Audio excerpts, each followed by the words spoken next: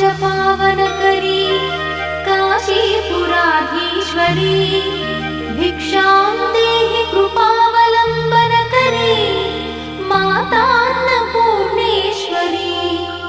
Mata Annapurneshwari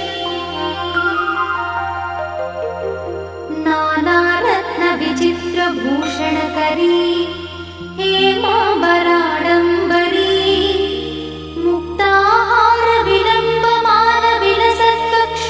मुक्ताहारविलम्बमानविलसत्कक्षोजकुम्भान्तरी Kashmira